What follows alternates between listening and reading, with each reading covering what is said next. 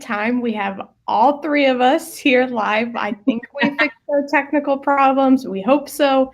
But that's how bad we want to talk to you guys is we want to get this going on air and make sure that Natalina and Holly, we have enough time to discuss everything at AMS. So welcome to the 6th episode of the AgCom Network podcast. I'm Kelsey Litchfield. I'm here in Champaign, Illinois at the U of I campus in the College of Aces. And with me as a co-host, I have Holly. Hello, Holly. Hello, everyone. Back again. And yes, and she's with Farm Progress and specifically Prairie Farmer. And then our guest today is Natalina. Since we're kind of hitting the journalism area because she's from Successful Farming. So welcome, Natalina. Thanks for having me. So, Natalie, you want to start off by telling us a little bit about yourself and how you got to where you are today? Yeah, absolutely. So, as Kelsey said, I'm the digital content editor for Successful Farming and Agriculture.com, working out of Des Moines, Iowa here. And I grew up in Southeast Iowa. I actually didn't grow up on a farm, though. I had neighbors and friends and mentors that kind of cultivated a love for agriculture in me as I grew up.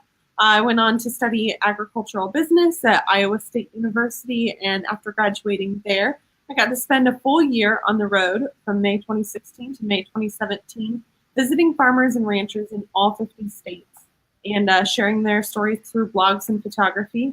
From there, I did a short stint of freelance work and kind of exploring my newfound love of telling farmer stories and figuring out the best way to do that.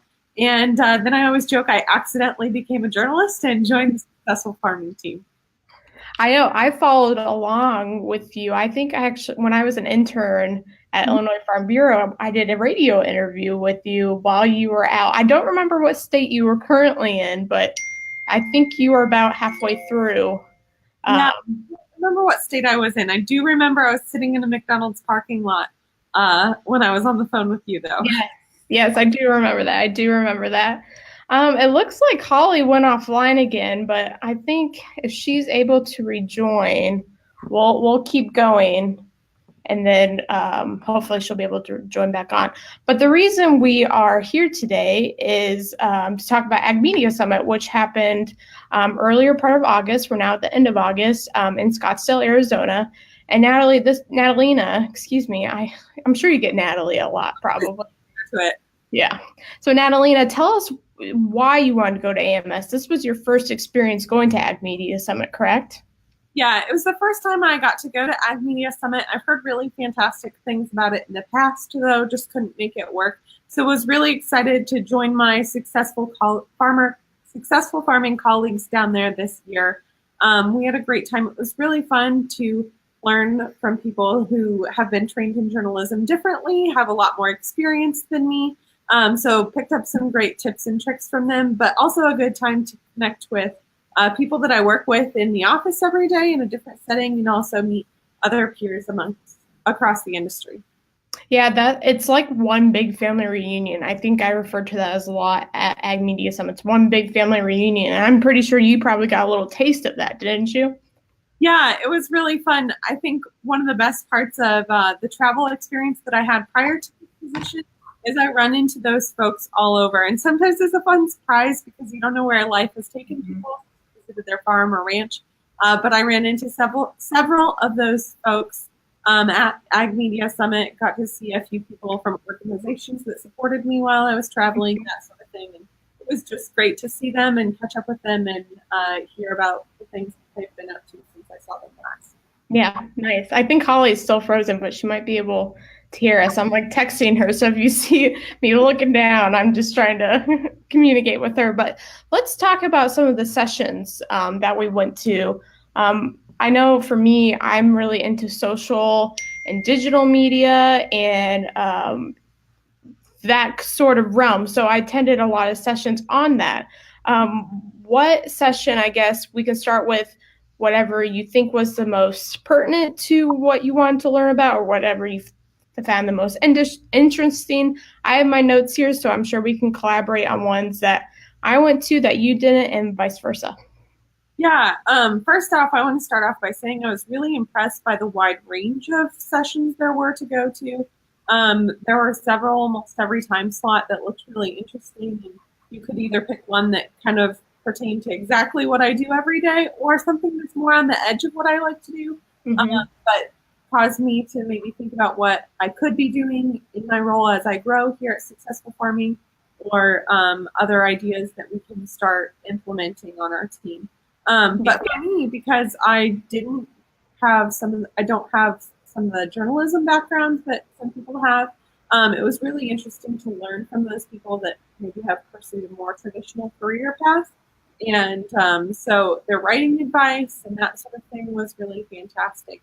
It was a fun time to hear from the gentleman from South Africa that was there talking about what it's like to write in his area, the issues that he has to be aware of, and what his audience is like. So comparing our similarities and differences there. I also thought the podcasting was really fun. Since we're on a podcast, I think podcasts are an exciting new thing and really relevant for our industry, as we spend a lot of time driving, a lot of time operating equipment, a lot of time maybe being busy with our hands or our bodies, but can think and learn and continue to expose ourselves to new ideas through that. So those were kind of the highlights for me. Yeah.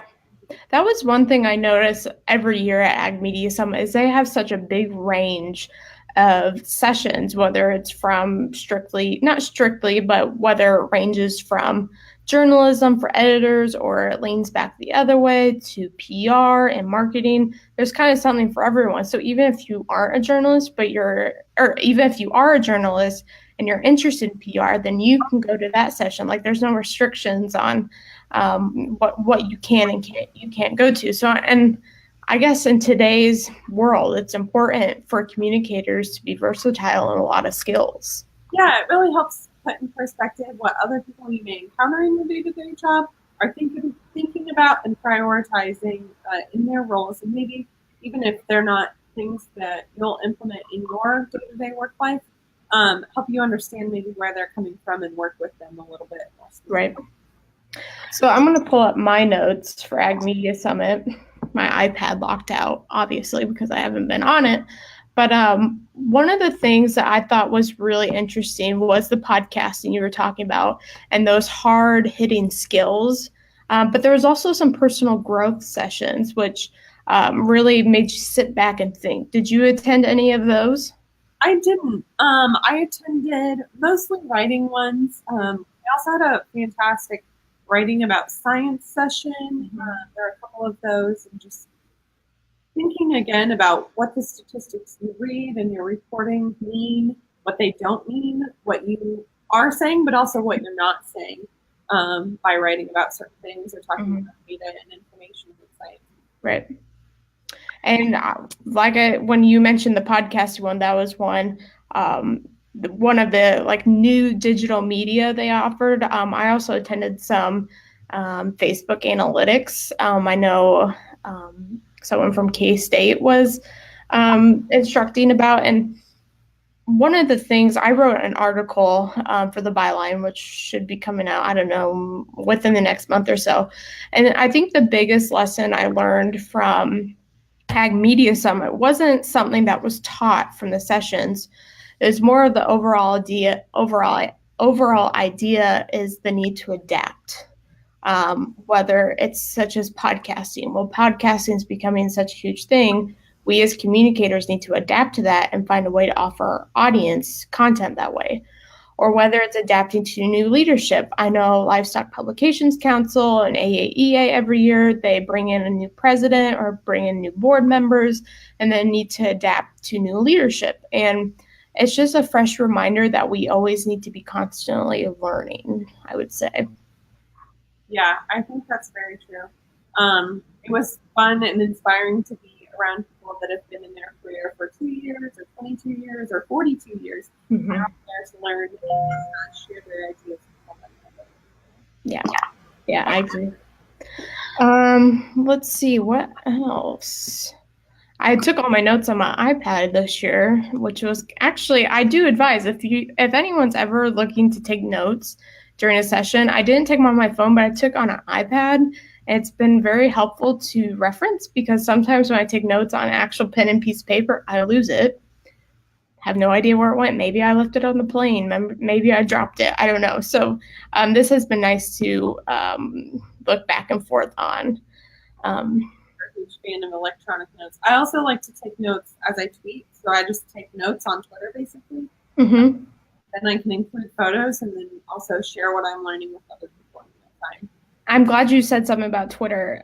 In case anyone's watching and wondering, Natalina, her live tweeting at like events and stuff is top notch. So if you're ever able not to go somewhere, I bet you she's probably there covering maybe for successful farming, and she's able to help you out there and get you the information that you need. Because I follow you on Twitter, and I've always recognized how live you are at events. So I'm sure a lot of people appreciate that. So I'm sure that I think that just comes from not being able to attend some events in college and maybe having a little bit of FOMO and not knowing what's going on and wanting to know. So for those college students back home on a budget, they can't attend some of the stuff. Right. Farmers that are busy, I always like to bring them along. Mm-hmm. No, that's perfect. That's the value of social media. That's the value of digital media. It's bringing people along. And then I think you make more connections that way, whether you're connecting with people right at the event or whether you're connecting with people that aren't there but are following along on social media. So that's why I think the power of hashtags and all of that in that realm really helps out broaden our conversations. So.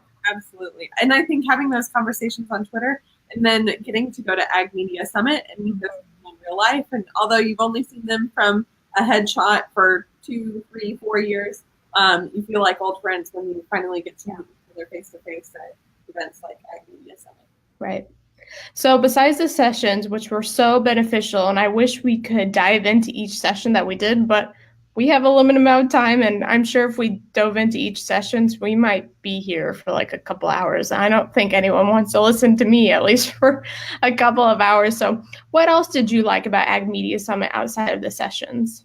I thought it was a really great opportunity to connect with my own editorial team here at Successful Farming in a different setting, see how they approach events like that, see what they are interested in attending for sessions. Each of us kind of picked at least one kind of fun session to go to of something we don't even do.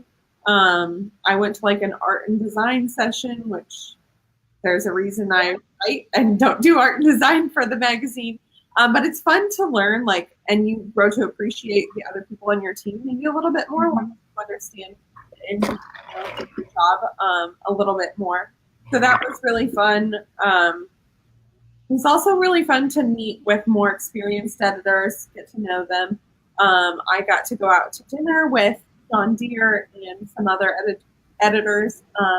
And it was really fun to just have conversation with them, you know, find out we have a lot more in common on top of being editors. You know, the gentleman I was talking to loves to travel, has a passion for travel. We talked about food and wine and travel, and all these stuff in common, on top of our passion for telling farmers stories.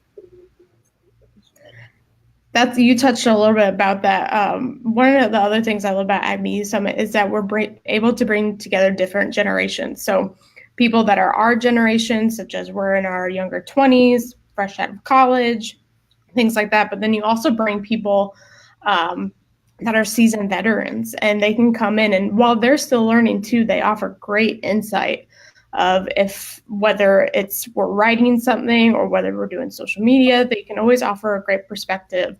And the side conversations that you have at Ag Media Summit are always so valuable later on in your career. And you make great friendships while you're there, and you connect with them on social media later on. And like I referred to in the beginning, it's one almost big family reunion, and that's why I've been going for 5 years, and I'm sure you'll be hopefully going for future years to come. Oh, it looks like we lost Natalina. Well, guys, this is prime technology.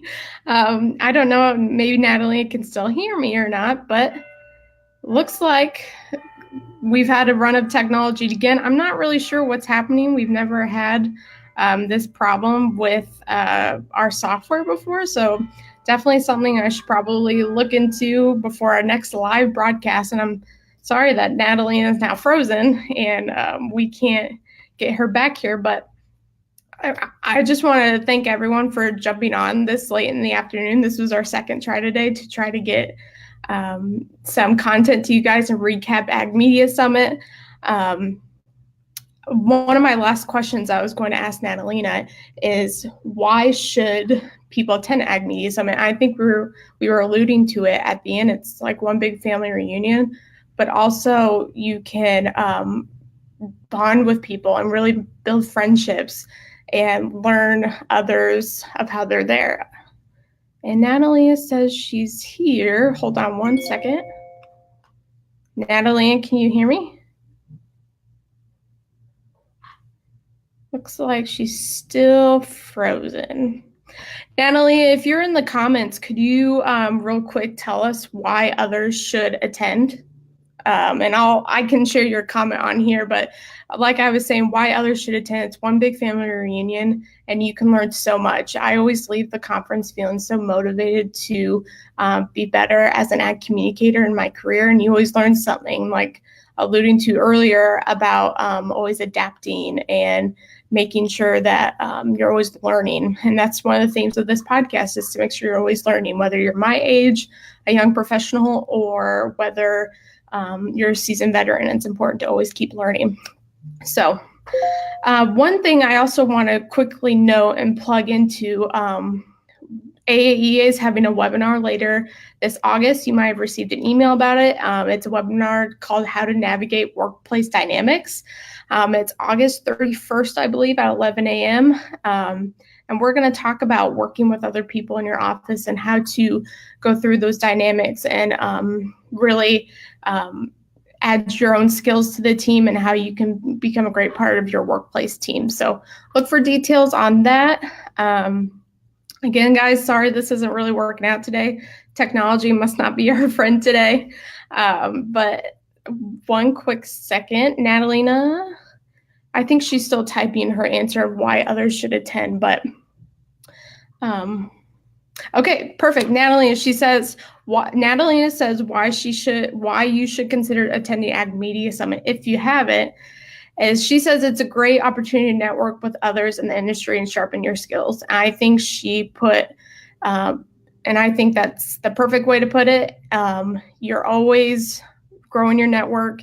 You need to grow your network and keep on learning and making sure you can be the best ag communicator that you could be. So thank you to everyone who's watching, who's listening. Sorry again, this technology's not really working out today. I'm going to have to figure out what's going on, but stay tuned for details for our next live broadcast. Thanks, everyone.